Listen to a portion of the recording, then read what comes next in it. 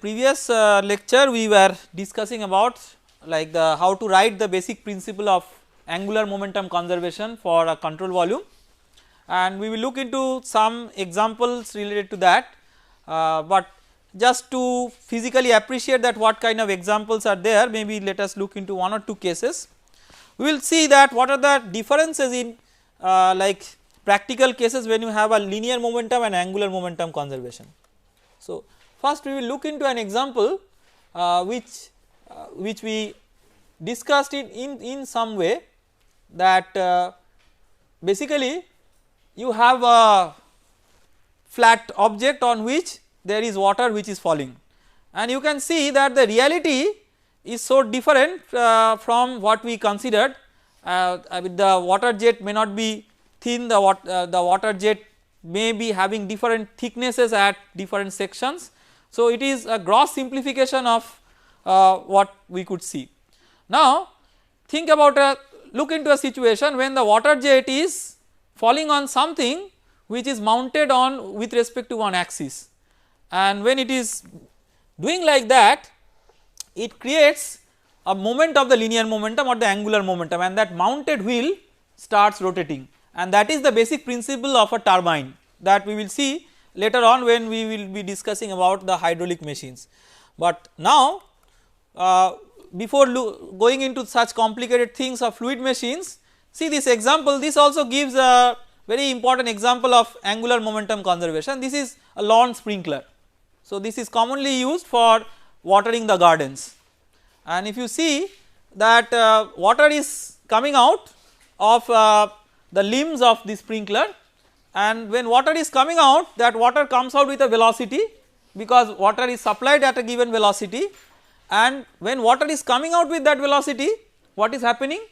Basically it is having a linear momentum. That linear momentum has a moment with respect to the axis of the sprinkler. So, there is an angular momentum, and there is a rate of change of angular momentum that makes it rotate, even if it is if there is no frictional resistance, that will make it rotate very fast. Because of some frictional resistance against rotation in the pivot which is there, it will not rotate as easily as we might think, but still you have seen in this example that it might rotate quite easily. So, if you see initially there is no rotation, but when the water is coming out, see we are trying to develop an understanding that it is actually an unsteady problem. So, that is the first thing to appreciate. It is not a steady problem, because you see that the entire physical behavior what we are observing here is a function of time, and our important objective will be to see that if it develops an angular velocity from say time equal to 0 to some time equal to t, then how that angular velocity evolves with time. So, this lawn sprinkler example is a very simple example, but it can demonstrate a good use of the angular momentum conservation principle, and this principle in a more elaborate way is used for analyzing those fluid machines which are basically of rotating nature. Like there are two very common devices which we will be discussing later on. One is a centrifugal pump and another is a rotating turbine.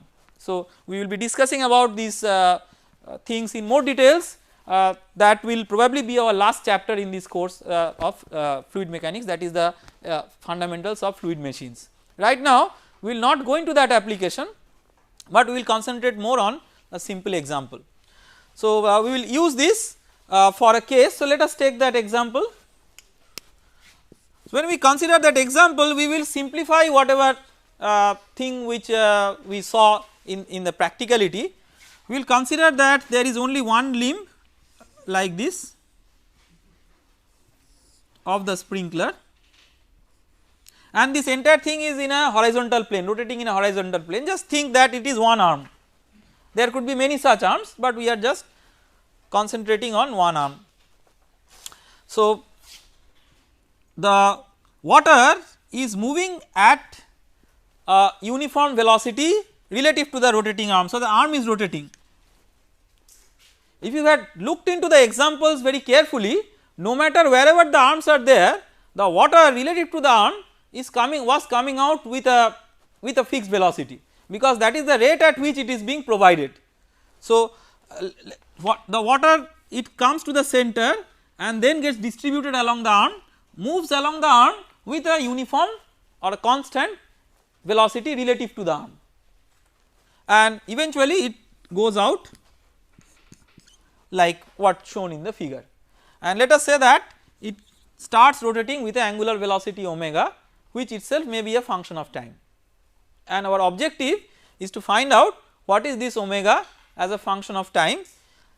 Let us say that we know that rho is the density of the water and q is the total rate of supply of water, volume flow rate. So, this is volume flow rate like meter cube per second.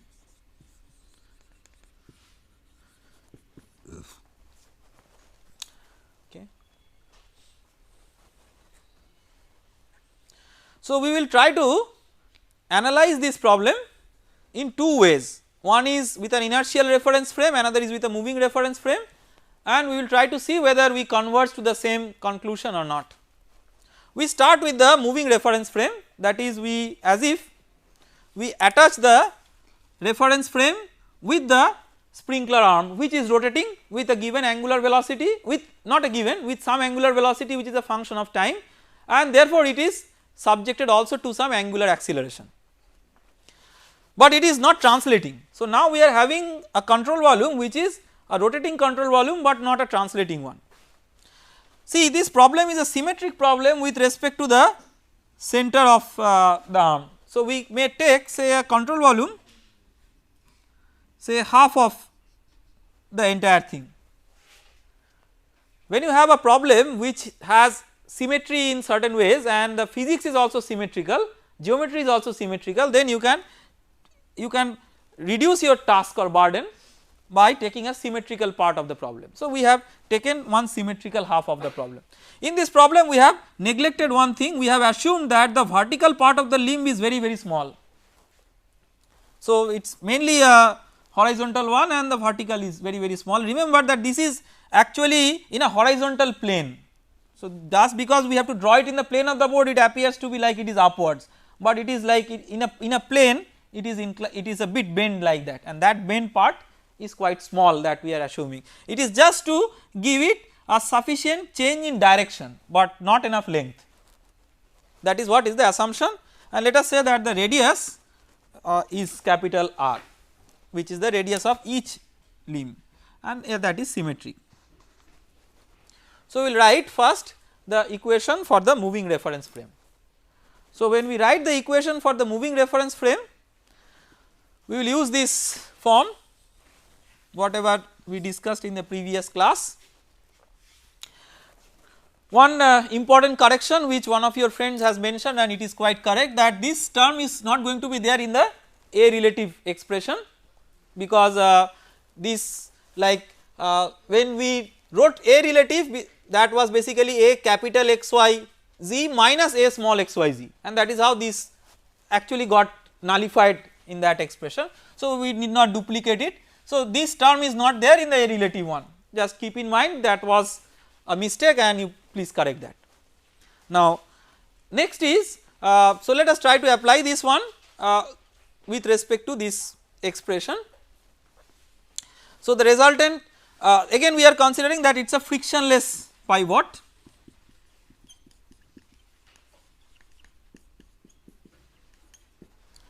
So, what it tells is that there is no frictional resistance moment when this is rotating. So, this is rotating like freely, so to say. So, when this is rotating freely, you have the resultant moment of all external forces because of what? One may be because of the frictional torque which is present. So, frictional torque we are assuming to be 0, but there could be torque because of the weight distribution, and because it is symmetrically distributed, the resultant torque due to weight it is there or not there. So, let us consider a small element in the, so you have a symmetrically located thing, a small element in this side will always be counterbalanced by an equivalent small element in the other side in terms of the rotational thing. So, there is actually no resultant moment of external forces, because only two external forces could be that rotational resistance plus the moment of the distributed weight. Okay. So, that is not there. So, that is a null vector. Then let us, if you consider the moving reference frame,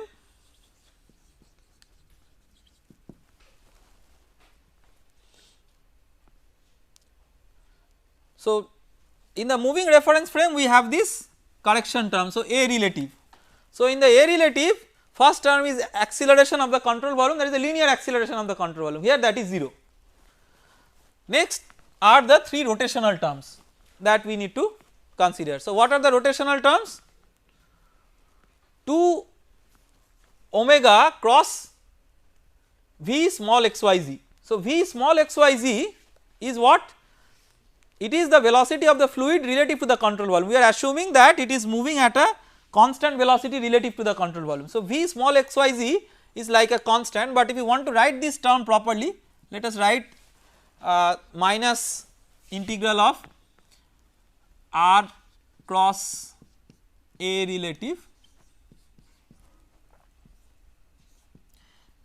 into dm for the control volume. So, what we will do, we will let us say we will split this A relative into different parts instead of just writing it in a cumbersome single expression. So, we will find out the contribution of the 3 different terms which are there. So, so before doing that, what is this dm, that you have to keep in mind. Dm is some small element at a distance, at a radial distance of small r. You can take a strip of width dr, and let us say that capital A is the area of cross section of the sprinkler, this area of cross section. So, dm is what? If dm is the elemental mass of the shaded volume, then what is that? dm is rho A dr, right.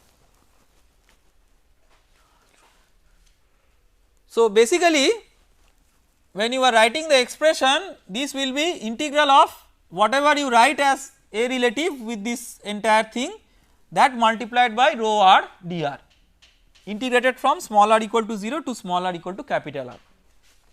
That will be the that correction term in the left hand side. So, before applying that correction term, let us write these things in a vector form. So, what is omega in a vector form? Let us say this is xy plane, yes, omega k. What is V small xyz?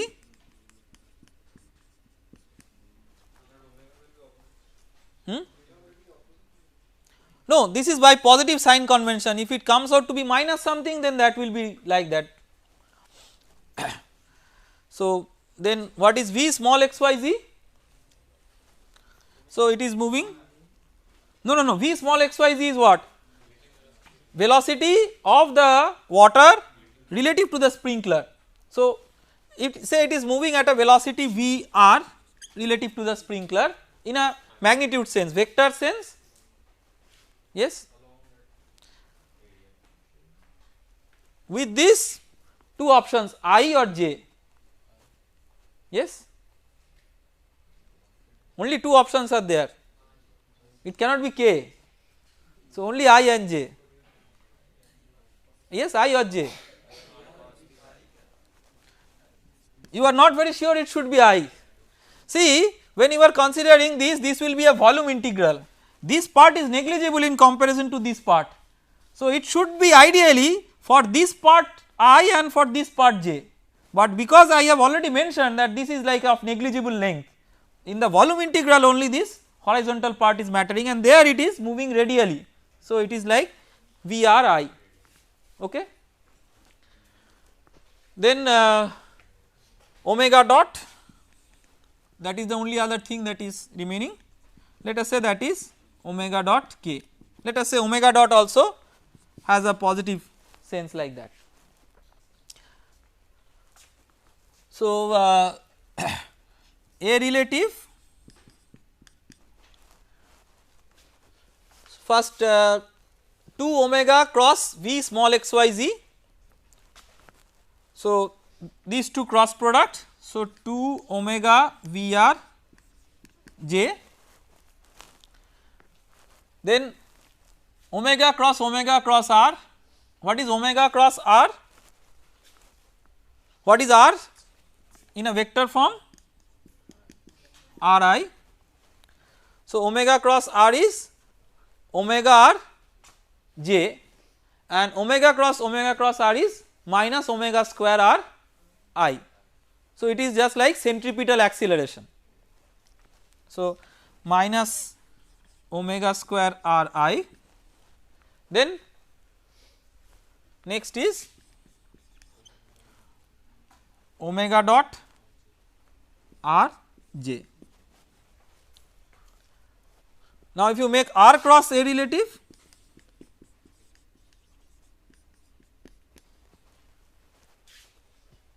so you will clearly see that the centripetal term will not be there because it is directed along r. So, its moment will be 0, but other terms will be there. So, 2 omega V r k plus omega dot r k with r multiplied, right. So, let us write r square.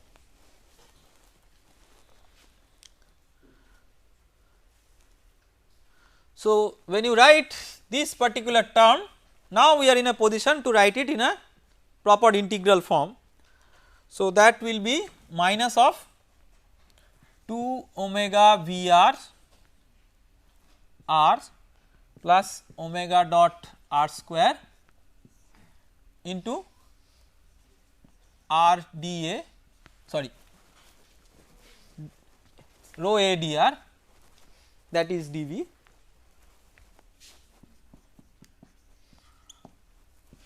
zero to capital R, right. So, that will become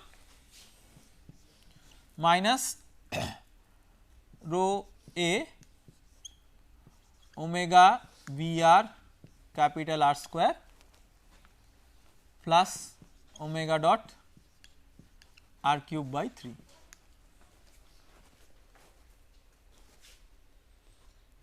Okay. Then the right hand side, let us write the right hand side.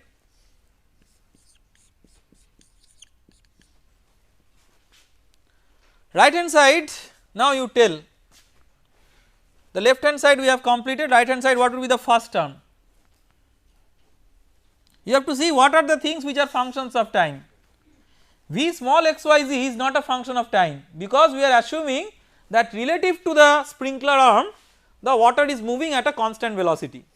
So, no matter how the arm is moving, but relative to that, and we are writing it only relative to that, it is not changing with time, neither the volume of the control volume is changing with time. So, this term will be 0.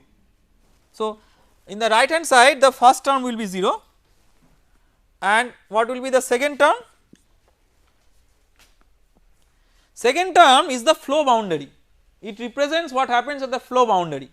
So, for the second term when you substitute that, so let us assume that these velocities are again uniformly distributed over the flow boundary.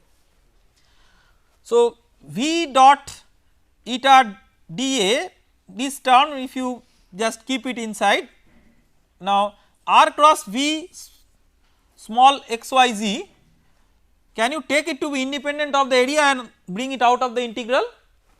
Yes or no? What is this r now? This r where? This is some r located at the flow boundary, that means at these locations somewhere.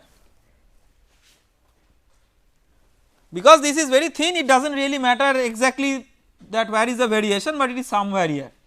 So, that is basically capital R I plus something j plus some little something j, that is the radius outside. So, let us say that it is capital R, let us give it a name, say A, keeping in mind that A is small. So, R I plus A j, that is R cross V small x y z is a constant. So, that also we can take it out of the integral, provided we also consider it to be constant over the area, uniform over the area. So, if you assume it to be uniform over the area, we just take it out and that is V relative, and then rho is there, of course rho let us write. The remaining thing which is there in the integral is the volume flow rate over that section. So, what is the volume flow rate over that section? Yes, it is q by 2. See, we have only taken the half of this, that half of the q flows through this, half of the q flows through this, there is no exception because it is perfectly symmetrical. So, this into q by 2, that is the right hand side.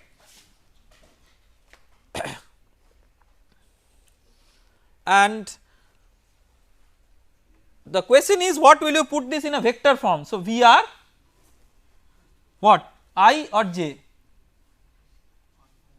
This one Vr j, right. So, you will see that this little part A will not matter because of the cross product. So, it will become, let us write it completely, it is equal to rho Vr R q by 2 k. Since the left hand side is equal to the right hand side,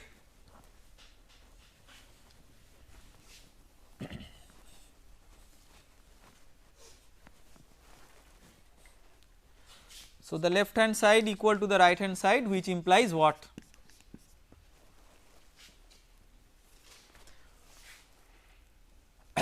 Minus rho A omega Vr R square plus omega dot R cube by 3 is equal to rho Vr R q by 2. This we miss that k cap, the vector sign that was there.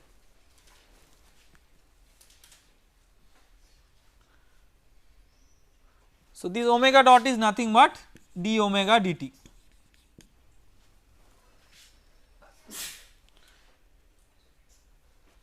Vr you know, because what is Vr?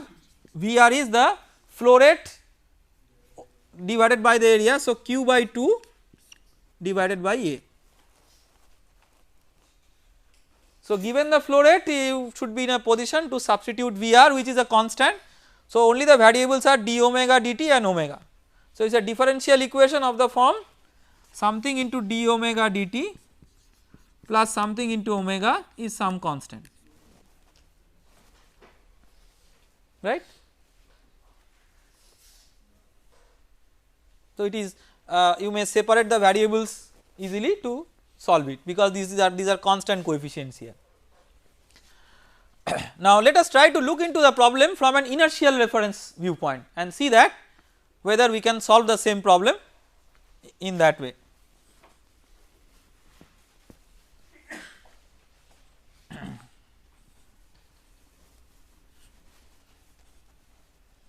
So, now we will get rid of the non inertial corrections and we will just consider that we are looking for control volume, which is maybe schematically you draw it like this, but that is not moving with the arm. So, even if the arm goes to a different place, the control volume is fixed. So, at that instant we are trying to we are considering one particular instant when the control volume and the arm they are coinciding, and at that instant we are trying to figure out what is happening. Now, if you consider the inertial problem, that is the inertial reference frame way of looking into it, the left hand side is 0, right. the left hand side is 0 or null vector, the right hand side. Now you see that with respect to an inertial reference frame it will be unsteady, right. If it was moving at a constant velocity relative to the reference frame, then sitting on the reference frame you look it as a constant, but standing from outside which is inertial you see that velocity is changing with time, because the frame velocity itself is changing with time. So this time derivative term with respect to an inertial frame will not go to 0. So the right hand side, therefore you have to write this time derivative term properly. So when you write it, then let us write r, again r you write as r I cap, because the volume which is involved for the control volume integral, this is the control volume integral. So their major part is the horizontal part. Then what is this V? What is this V? This is velocity of the solid plus velocity of the fluid relative to the solid. So what is the velocity of the solid at the coincident point at a radial location r? It is omega cross r. So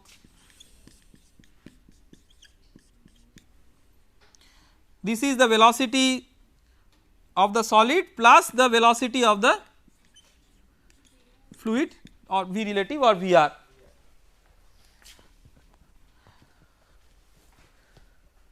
So this is omega rj plus Vri, right.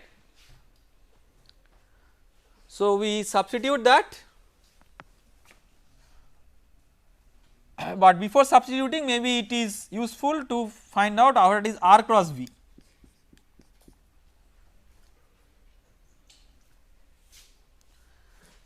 So that is omega r square k.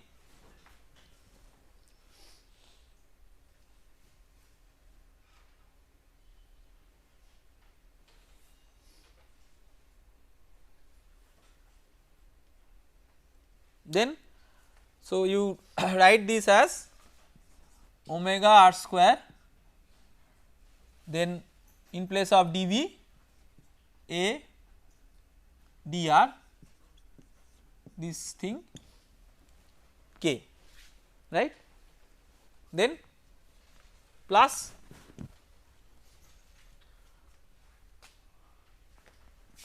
again you assume uniform velocity distribution. So when you write the next term, then what should you substitute for this V? This one, yes. Remember this V has to be inertial reference frame V. So what is that?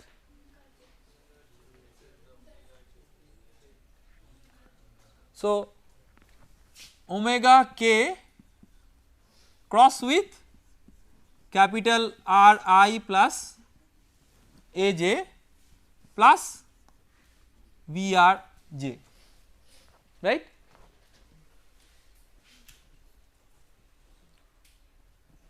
So what will be that?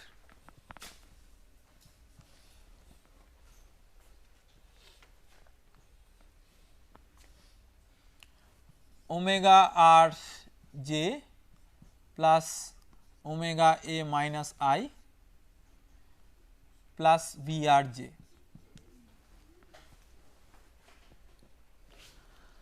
So if you make another r cross with that, then what is that r? That r is again this capital R I plus A j. So what is that r cross?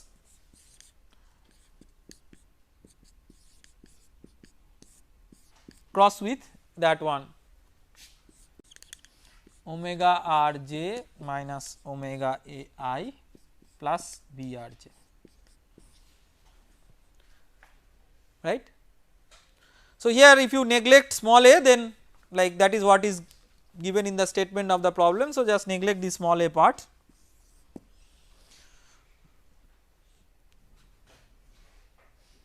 So, it is omega r plus V r into capital R k. So, the next term we will write.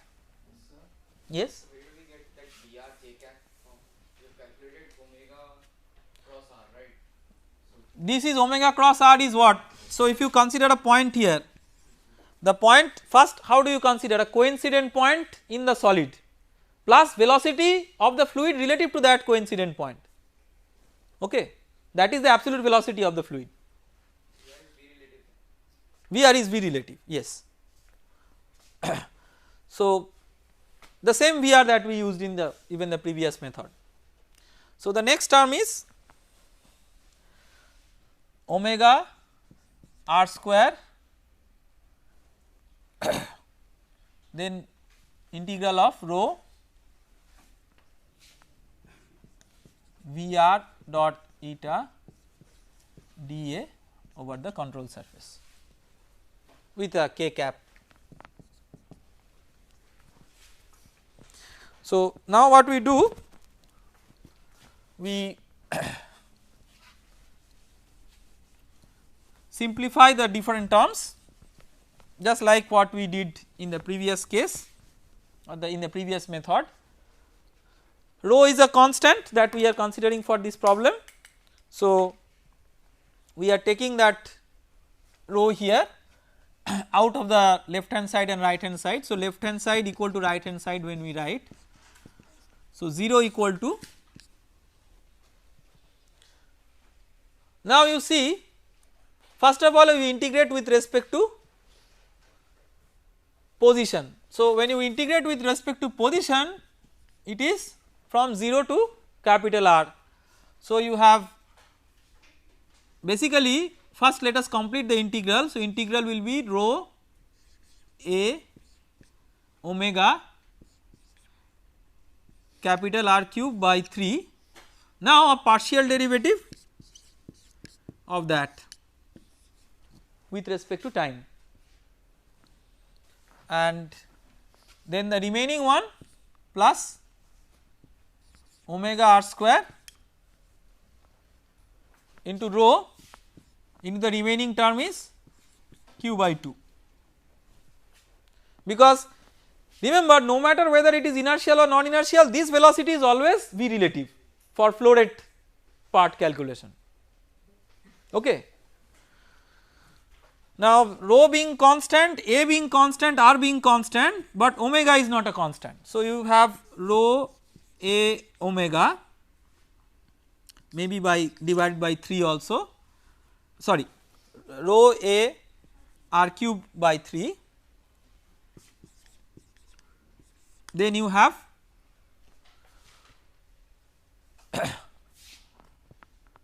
d omega dt.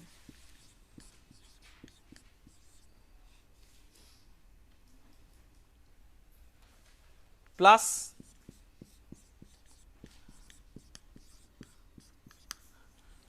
now there has been a point where I have omitted one term. Where is that term? This is your work to identify. You may get a clue by comparing with the previous method and this method, they should at the end give the same result no matter what is the control volume. So, some term is omitted somewhere. Which term? Vr into, where is that term?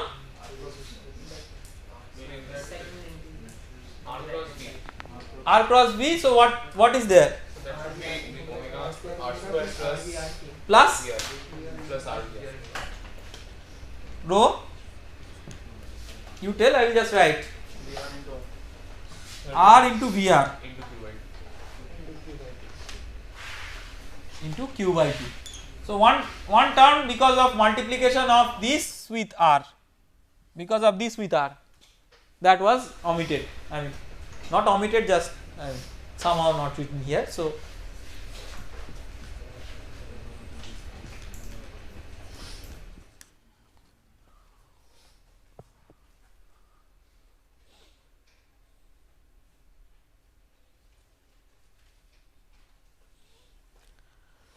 So, that is equal to 0, and this should give the same differential equation as what we obtained with a non inertial reference frame. It should not be fundamentally different. Okay. So, what we have understood is that you may use different reference frames, but when you go to your final analysis, the final analysis should converge to the same conclusion. Now, what you may do, a little bit of modification of this, that when you take the part small a not very small, that is it is of substantial length, then neglecting it and not neglecting it will matter more for approach 1 or approach 2, that is will matter more for the inertial frame based analysis or non inertial frame based analysis. That is a bit of more thing that you can add with this one, but again the principle will be very similar. Then you do not neglect the terms with small a and just do the algebra, and then you will easily find it out. Now, what we have seen here, so in this particular chapter, what we have discussed, in this particular chapter we have found out how, or we have learnt how to write the integral forms of conservation equations for mass conservation, linear momentum conservation and angular momentum conservation. In one case we have at least shown that you may convert the integral form to a differential form, and that is the mass conservation example which gave back the continuity equation. So, what was the differential form? Let us write it once more.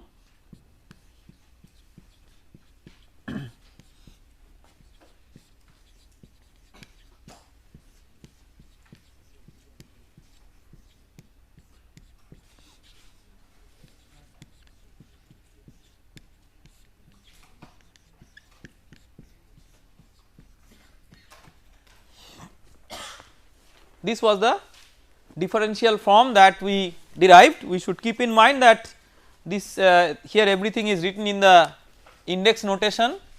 That means there are certain terms where there is an invisible summation. In which term there are summations? There are 2 terms in the left hand side and 2 terms in the right hand side. So, out of these terms, in which terms you have summations? Second term in the left hand side, because you have this repeated index, right. So, this is actually summation of this one with j running from 1 to 3. That means wherever there is such a repeated index, this is like a dummy index. In place of j you could write k, l, m, whatever, because that is not the index that is like free for you. I mean it is summed up. Here also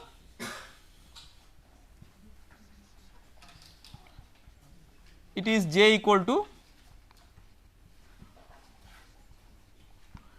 1 to 3 because it is a repeated index.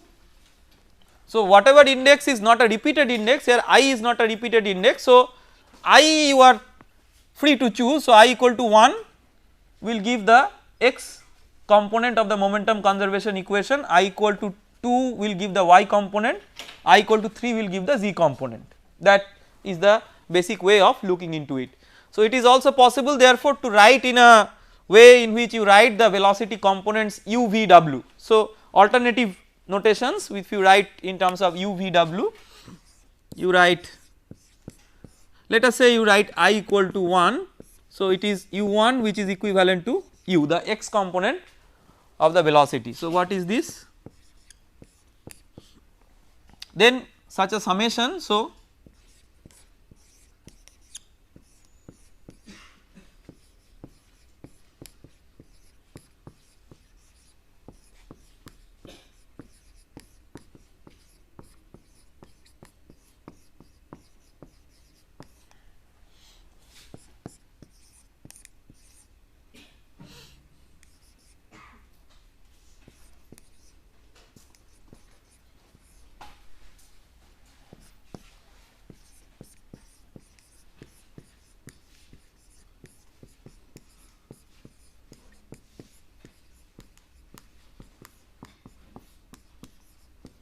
this is the equation written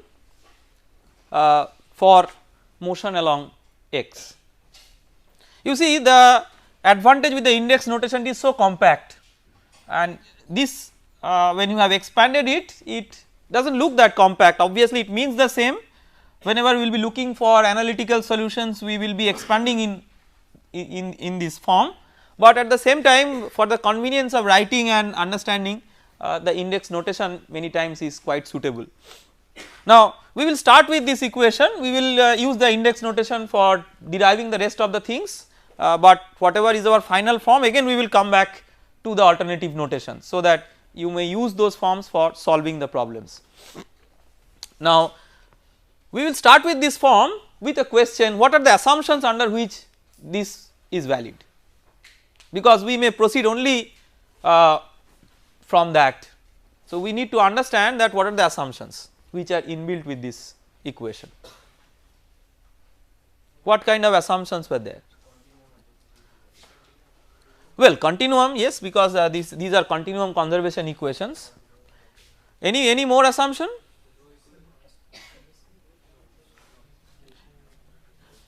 The reference frame is stationary, that was the assumption, right. So if you have a moving reference frame, it would be easy and straightforward to derive the form, because if you recall, how did these terms appear? So you had a resultant force in the left hand side of the statement of the Reynolds transport theorem, there you had surface forces and body forces, this term came from surface forces, this term came from body forces, and in the right hand side there was a transient term from which this came, and there was an advection term because of the transport of the fluid across the surface of the control volume, from that this term came by converting it into a volume integral. So it is important to keep in mind that what these are. We will see later on that it is equivalent to an equation written in an Eulerian description, where the left hand side is like acceleration per unit mass say, and right hand side is force per unit mass. So it is as good as like almost like Newton's second law of motion. Now the other question is that which we partially address, that what are the physical significances of these terms, and if you look for these terms, we will recognize that this right hand side we had recognized, the left hand side we will see that it will come as some function of acceleration, or it will be directly related to the acceleration. So acceleration of the flow is related somehow with the transience, that is the unsteady effect that is at a particular location if things change with time, and if there is a change because of the change in position from one point to another point where the particle finds a new flow field, that is the advective effect, and the combination of that is the total derivative. We will be able to express this in terms of the total derivative, that we will do subsequently.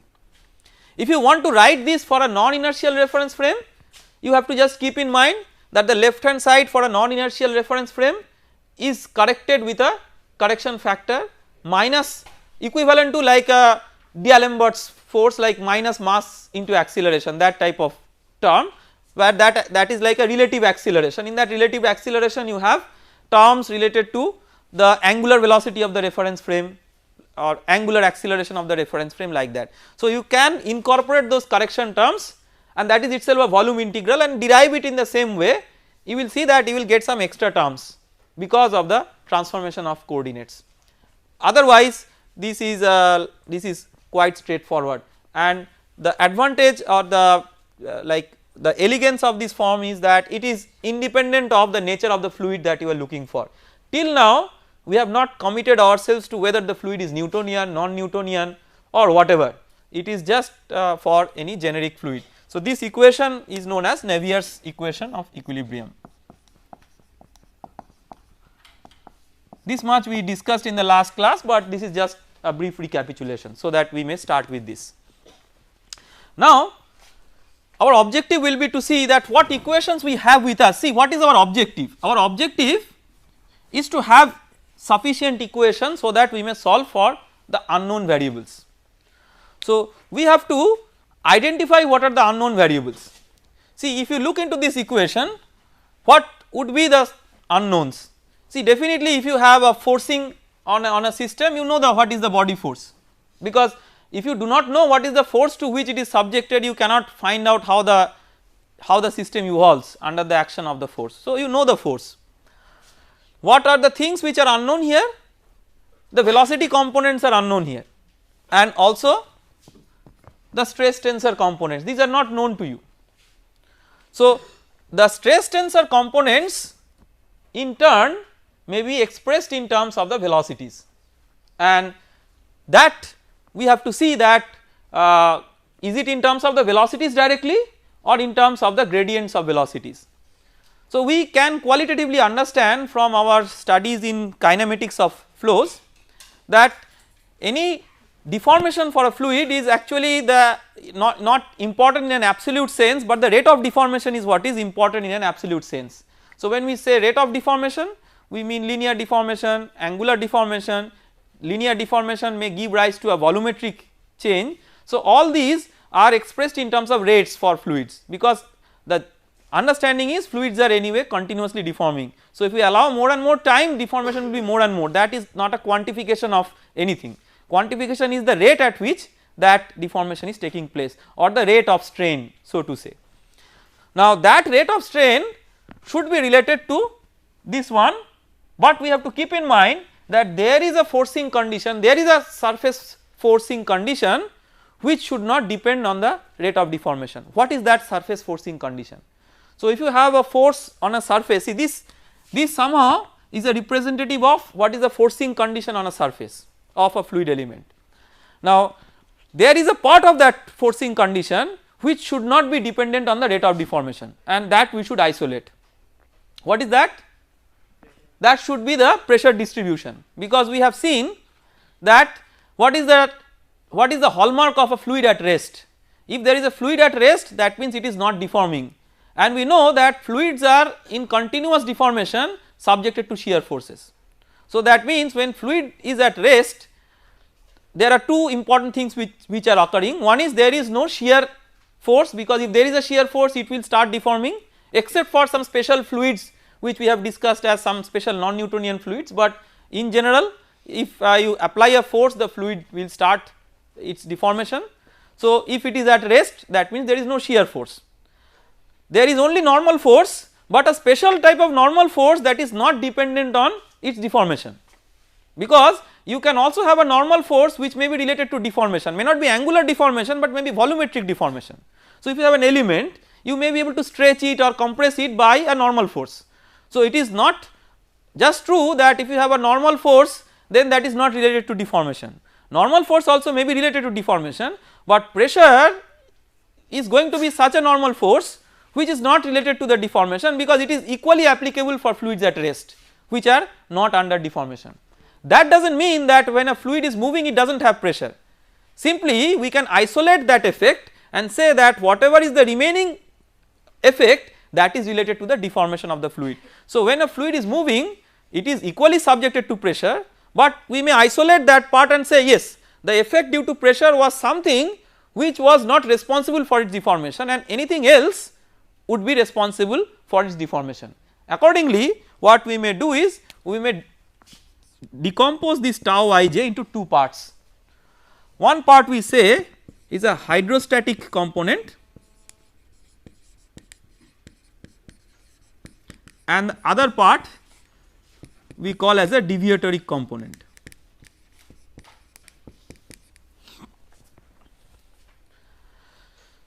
So, hydrostatic component is something, from the name it is clear that as if it talks about a static condition. So, it is not related to therefore deformation. So, we can broadly say that we are decomposing it into two components. One component is not related to deformation, another component is related to deformation. That is the whole idea. And when the component that is related to deformation, that component should be only a function of pressure, because when a fluid is at rest, you can only have the description of the equilibrium through the pressure.